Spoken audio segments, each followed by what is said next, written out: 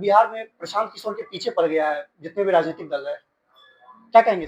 गया नहीं, इस सेंटेंस को ठीक कर लीजिए। सब पीछे छूट गए हैं, इसलिए पीछे पड़े हुए दिखते हैं। जी 2 साल पहले तक चल रहे थे पैदल, तो लोग कह रहे थे कि इनसे कुछ हो पाएगा। इतना पीछे हैं अभी कि उनमें बिलबिलाहट स्टार्ट हो गया है। पूरी तरह से पोस्टर वार छिड़ चुका है। प्रशांत किशोर के खिलाफ जो है चौराहों पे जो है होर्डिंग्स लगाया गया, जिसमें चंदा।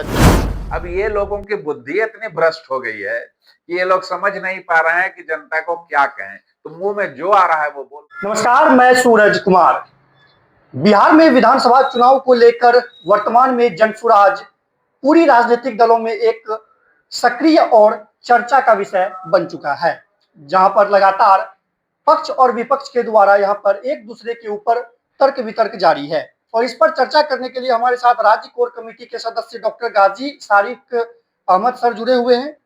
आइए इनसे बात करेंगे और वर्तमान में जो तर्क वितर्क हो रही है अन्य पार्टियों के बीच, उन पर चर्चा करेंगे। सर, स्वागत है सबसे पहले आपका। बहुत बहुत धन्यवाद और आपके सारे दर्शकों का अभिवादन। सर, लगातार देखा जा रहा है बिहार में प्रशांत किशोर के पीछे पड़ गया है, जितने भी राजनीतिक दल है, क्या कहेंगे इसके बारे में? सर, पीछे पड़ गया नहीं, इस सेंटेंस को ठीक कर लीजिए। सब पीछे छूट गए हैं, इसलिए पीछे पड़े हुए दिख रहे हैं। नहीं, इसको ऐसा कह सकते हैं कि सर, मतलब होता है ना कि पीछे से पांव खींचने में लगे हुए हैं। हाँ, तो जाहिर सी बात है, जब पीछे रहेंगे तो पैर ही खींचने का प्रयास करेंगे और नीचे रह जाना, ये सब तो हमेशा से इसी जो रह जाते हैं वो पीछे से पैर ही खींचते हैं। अभी एक्चुअली हुआ क्या है कि पहले 2 साल पहले जब प्रशांत जी 2 साल पहले तक चल रहे थे पैदल, तो लोग कह रहे थे कि इनसे कुछ हो पाएगा क्या। फिर धीरे धीरे माहौल जैसे जैसे बनता गया, प्रशांत जी की बातें लोग समझने लगे, तो उसके बाद जिस तरह से भीड़ उनके साथ जुड़ने लगी, लोगों में चर्चाएं होने लगी, तो लोगों ने कहा कि लगता है कि ये कुछ करेंगे। फिर राजनीतिक दल वालों ने कहा कि ये वोट काटेंगे। फिर जिस तरह से माहौल आगे बढ़ा, लोगों में एक्सेप्टेंस और समझ बढ़ी, और जिस तरह से जन सुराज को लोगों ने अपनाया है और जिस तरह से प्रशांत जी के लिए दीवानगी बढ़ी है, जन सुराज के कार्यक्रमों को लेकर लोगों का विश्वास बढ़ा है, तो अब यह खौफ बन रहा है कि अब उनकी जमीन खिसक रही है। तो जमीन जब खिसक रही है और अब जो हालात हैं पिछले 1 महीने में आपने जो देखे, बड़ी बड़ी यात्राएं हो रही हैं सब पार्टियों की जी। और इस तरह से यात्राएं हो रही हैं, सारी व्यवस्थाएं उसमें मिलाने का प्रयास किया जा रहा है, लेकिन जनसुराज जिस तरह से हर जगह एक साथ कार्यक्रम कर रहा है, 243 विधानसभाओं में जिस तरह से भीड़ जुट रही है, एक साथ कार्यक्रम चल रहे हैं, ये देखकर और लोगों का समर्थन देखकर अब लोगों को यकीन हो गया है कि अब उन्हें अस्तित्व के लिए लड़ना होगा। इसलिए अब वो प्रशांत जी का और जनसुराज का विरोध करने पर अब आ गए हैं। तो ये इस बात की घोषणा है कि अब जनसुराज छा चुका है। डॉक्टर साहब, आपने एक बात कहा कि ये मतलब कि अन्य पार्टियां पीछे छूट चुकी है, कितना पीछे है सर? इतना पीछे हैं अभी कि उनमें बिलबिलाहट स्टार्ट हो गया है और अभी 1.5 महीना लगभग चुनाव में बाकी है। वो इतना पीछे छूट जाएंगे, इतना पीछे छूट जाएंगे कि उन्हें बहुत जद्दोजहद करना पड़ेगा आगे बने रहने के लिए। पटना में जो है पूरी तरह से पोस्टर वार छिड़ चुका है। प्रशांत किशोर के खिलाफ जो है चौराहों पे जो है होर्डिंग्स लगाया गया, जिसमें चंदा चोर लिखा जा रहा है प्रशांत किशोर के बारे में। वो लोग जिन्होंने राम मंदिर का चंदा चुरा लिया, वो लोग जो शराब माफियाओं से, वो लोग जो बालू माफियाओं से पैसा लेकर राजनीति करते हैं, वो लोग जो कलम का डर दिखाकर गरीब जनता को लुटवाकर अपनी पार्टी चला रहे हैं, वो लोग अगर प्रशांत जी को चंदा चोर कह रहे हैं तो मुझे वो शेर याद आता है कि जिसका जितना ज़र्फ था, अच्छे ने अच्छा जाना मुझे, बुरे ने बुरा जाना मुझे, जिसका जितना ज़र्फ था उतना ही पहचाना मुझे।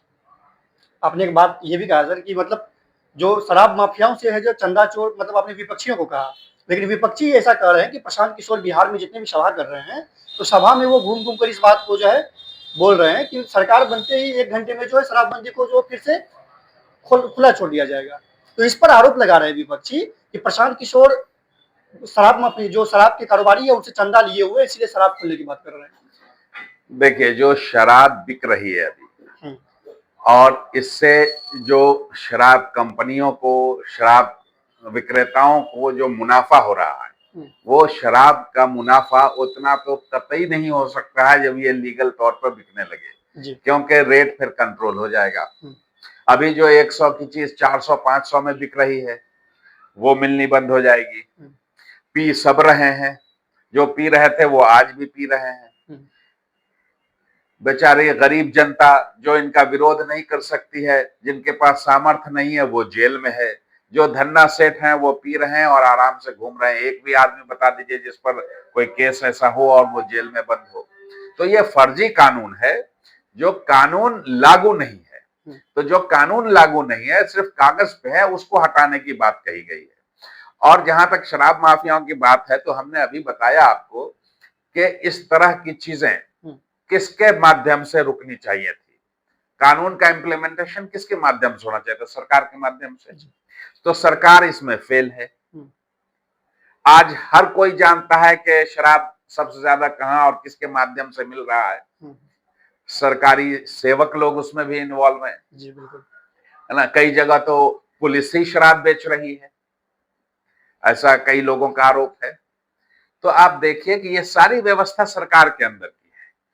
तो अब ये बताइए कि सरकार ने इन लोगों को खुली छूट दे रखी है ये गोरख धंधा करने का, तो इसको पैसा दे कौन रहा है?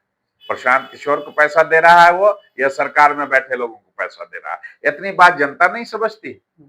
अब ये लोगों की बुद्धि इतनी भ्रष्ट हो गई है कि ये लोग समझ नहीं पा रहे हैं कि जनता को क्या कहें, तो मुंह में जो आ रहा है वो बोल रहे हैं। तो प्रशांत किशोर ने जो अशोक चौधरी पर जो आरोप लगाया 200 करोड़ रुपए का घोटाला, लेकिन इतना घोटाला जो है उनका सबूत भी जहां तक काफी हद तक पेश किया गया, लेकिन अब तक जो है पार्टी के बड़े नेता कोई कार्रवाई नहीं कर रहे। क्या लग रहा है कि छत्र छाया में से ये सब हो रही है? देखिए, पहले तो आप इस प्रश्न को थोड़ा ठीक कर लिए। 200 रुपए का घोटाला नहीं, 200 करोड़ 200 करोड़ रुपए का घोटाला नहीं, 200 करोड़ रुपए की जमीन अनामी संपत्ति खरीदने का आरोप है। जी। और ये 200 करोड़ रुपए अगर कहीं से आए हैं तो घोटाला इससे कई गुना ज्यादा बड़ा होगा निश्चित रूप से, क्योंकि उसमें कई हिस्सेदार और भी होंगे, ये तो आप जानते हैं। तो ये बहुत बड़ा घोटाला है। और इस पर जो आरोप लगाया गया है, इसमें कागजात के साथ आरोप लगाया गया है। उन्हें इसका जवाब देना चाहिए। सार्वजनिक जीवन जीने वाले व्यक्ति को सार्वजनिक रूप से जवाब देना चाहिए। और जो बात कोर्ट में लड़ी जानी है वो कोर्ट में लड़ी जाएगी, लेकिन जवाब तो उन्हें देना पड़ेगा, क्योंकि आप पब्लिक फिगर हैं। आप उस पद पर रहते हुए ये काम करे हैं। ये इल्जाम आप पर लगा है जिस पद पर आपने शपथ लिया है, जिस पद पर आपने शपथ लिया है। और सरकारें या कोई पार्टी उस पर कार्रवाई नहीं कर रही है, तो उसमें सबसे बड़ी समस्या ये पार्टी वालों को होती है कि किस किस पर कार्रवाई करेगी। प्रशांत जी ने कहा कि नीतीश जी खुद जाती तौर पर बेदाग इंसान है, ईमानदार इंसान है, लेकिन अभी उनकी शारीरिक मानसिक स्थिति ऐसी नहीं है कि कोई बड़े फैसले लें। बाकी जितने सारे लोग हैं वो सब संलिप्त हैं कहीं ना कहीं। कोई हिस्सेदार है, कोई अलग घोटाला करके बैठा है। तो चोर चोर मौसेरे भाई, तो कौन किसको निकालेगा? इसलिए ये स्थिति है। प्रशांत किशोर अक्सर नीतीश कुमार का तारीफ करते हुए दिखते हैं, तो कहीं ना कहीं जो है कभी कभी जो जब क्षेत्र में जब घूमा जाता है तो जनता जनता जो ये कयास लगाती है कि हो सकता है कि नीतीश कुमार का जब तारीफ हो रहा है तो जब चुनाव होगा, चुनाव के बाद हो सकता है नीतीश कुमार के साथ गठबंधन कर ले, जनसुराज भी शामिल हो जाए। जन सुराज का फॉर्मूला बिल्कुल साफ है। जन सुराज तभी स्थापित होगा जब सौदेबाजी की राजनीति नहीं होगी, जब सौदेबाजी से सत्ता नहीं हासिल किया जाएगा, तभी यह संभव है। इसलिए जन सुराज चुनाव के पहले या चुनाव के बाद किसी भी तरह का गठबंधन नहीं करेगा, ये बात बिल्कुल साफ कही गई है और प्रशांत जी ने इसे बार बार कहा है। इसलिए गठबंधन का कोई सवाल नहीं है। जहां तक किसी के सही और गलत होने की बात है, तो किसी में कोई अच्छी बात है तो उसकी तारीफ होनी चाहिए। हमने पहले भी कहा है कि हमारा मतभेद है, मनभेद नहीं है। मुझे या पार्टी के किसी भी नेता को या किसी भी इसको किसी से जाति तौर पर कोई गरज नहीं है। लेकिन उन्होंने जो कार्य किए हैं, जो कार्य का निष्पादन उनके अधिकार क्षेत्र में था, उसमें जो बेईमानी किया है, उसमें मतभेद है और ये रहेगा और इसके लिए आखिर तक लड़ाई लड़ी जाएगी। सम्राट चौधरी पर भी बहुत सारे आरोप लगाए गए हैं प्रशांत किशोर के द्वारा। और ये सम्राट चौधरी पटना में एक चैनल को एक इंटरव्यू में कहा कि बिहार में एक नया पार्टी आया हुआ है जिसके लिए कुकुरमुत्ता शब्द का प्रयोग किया गया और बोला गया कि इससे जो है किसी भी तरह का प्रभाव नहीं पड़ने वाला है। क्या कहेंगे इसके बारे में आप? अब देखिए, अभी प्रशांत जी ने जब बात कही तो उन्होंने कहा कि इन्होंने एफिडेविट में बताया है कि 7वीं पास हैं। एफिडेविट में है कि मैट्रिक फेल हो गए थे, 234 नंबर आया था। उसके बाद अचानक से एक डिग्री आ जाती है इनकी डिलीट की जी।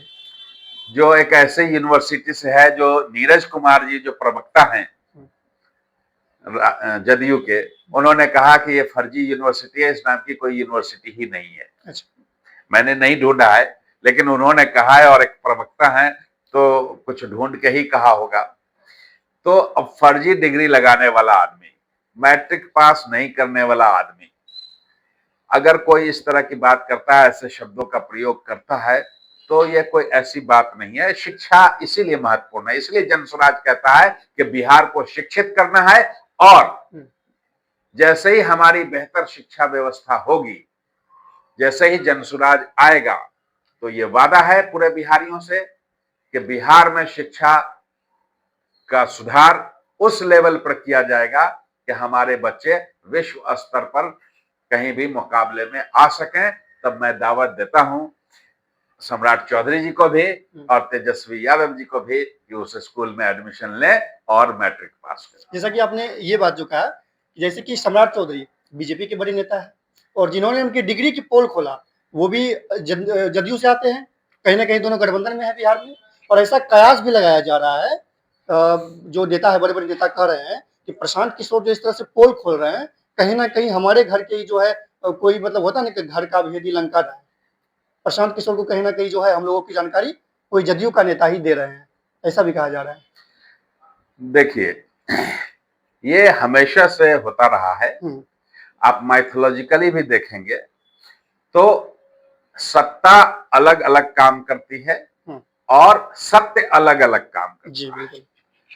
तो सत्य के साथ आप अगर खड़े हैं और सत्ता में आप ऐसी जगह खड़े हैं जहां गलत हो रहा है, तो आप सत्य के साथ खड़े हैं, तो उसे लोग विभीषण कहते हैं। और विभीषण लोग, आज बड़ा अजीब विडंबना है कि विभीषण लोग अपने बच्चों का नाम नहीं रखते हैं। इसलिए नहीं रखते हैं कि वो घर के साथ धोखा करेगा, लेकिन ये नहीं देखते कि उसने सत्य का साथ दिया और वो जो विजय प्राप्त हुई सत्य की, जो एक आज तक मिसाल है और जब तक दुनिया रहेगी ये मिसाल दी जाती रहेगी कि ये सत्य की जंग थी और इस जंग में एक व्यक्ति वैसी जगह पर रहते हुए भी सत्य के साथ खड़ा था। तो ऐसे लोगों की तारीफ होनी चाहिए। अगर ऐसे लोग हैं कुछ तो उनकी तारीफ होनी चाहिए और उनका ये अधिकार है कि वो चाहते हैं कि उनका नाम ना लिया जाए तो नहीं लिया जाए। तो आपको कितना सच्चाई नजर आता है कि निजी जानकारी जो है उनके नेता के द्वारा ही जो है प्रशांत किशोर को सौंपा जा रहा है? सहमत कितना है, बस इतना ही जानना है।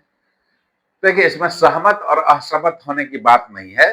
महत्वपूर्ण बात यह है कि इस व्यवस्था में रहते हुए भी, ऐसी खराब व्यवस्था में रहते हुए भी बहुत सारे अच्छे लोग हैं जो सत्य के साथ खड़े हैं।